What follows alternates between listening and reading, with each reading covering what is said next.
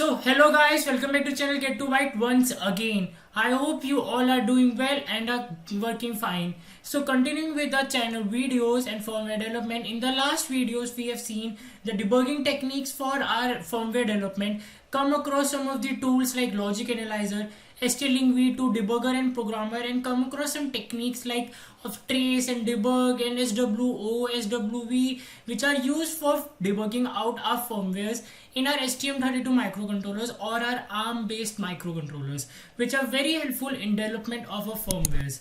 Now continuing with the device driver and application codes for our STM32 bare metal coding. In the last videos of this playlist we have done the SPI peripheral, and we have also done the one application code of using the SPI flash memory with the SPI device driver for STM32 microcontrollers.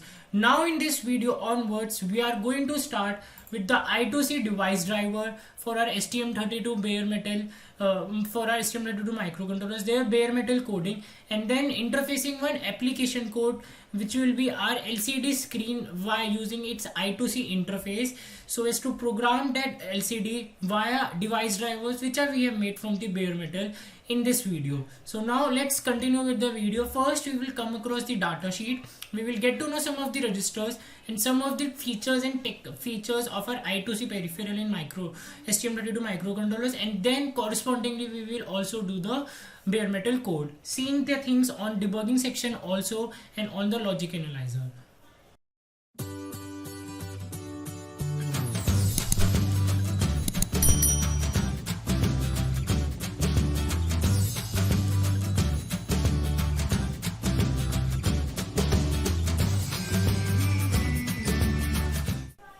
So now first starting with the I2C, so we will first just get to know some of its introduction and some of the features. So it's an integrated circuit which has the which can run at a frequency at fast mode and a standard mode, and standard mode up to 100 kilohertz and in fast mode up to 400 kilohertz. Also, the I2C interface of our STM32 microcontrollers have the CRC generation and verification for our proper communication without losing any data, with the security and features also, and the SMPS system management bus and the PMBS power management bus features also. But in this video we are just going to understand and go through the basic features of I2C, understanding the master features, slave features, and then configuring our microcontrollers in master for receiving and transmitting data. So there are like I2C master feature will generate the start and stop generation. It will also generate the clock if we want to generate if we want to configure a microcontroller in master mode. In the slave, we will address the slave with the programmable address, so that master of any other I2C master can communicate with our I2C host slave, and then the stop bit detection also techniques. In the status flags and error flags, there are a number of flags by which we can get the status of our I2C session, of like flags like overrun error, underrun error, arbitration lost, acknowledged bit, or detection of misplaced start or stop bits, and all such kind of things.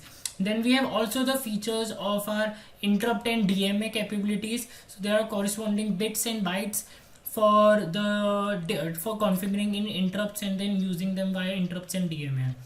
Now the I2C peripheral in a microcontroller, like as we will be using the BluePail STM32 F103, so there are number of pins for I2C communication. Okay, so like there are like I2C1, I2C2, and there are two I2C ports in our STM32 F103 microcontrollers, and there are number of pins that we can use for depending upon the alternate function pin register.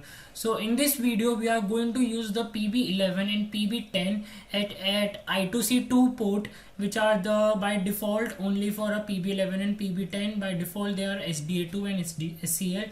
So you just need to configure these in our pin configuration by the alternate function registers, and then correspondingly enable the clock frequency for our GPIO port of PB and the I2C port, I2C peripheral first. Okay, so we will that come across in just in upcoming in this video. Okay, so now let's continue with the video. Now there are 4 modes for I2C in our STM32 microcontrollers: slave transmitter, slave receiver, master transmitter, and master receiver. For our videos, we will be using the master transmitter and master receiver features only. Okay, so you will be getting an idea on how to do the coding for I2C, what are the concepts and things that we have to look. You can then correspondingly also will be able to do for slave transmitter and slave receiver by your own. Now first thing that we need to do is configure our microcontroller in master mode or in slave mode. So as soon as our host microcontroller will generate the start condition, it will be automatically configured in master mode.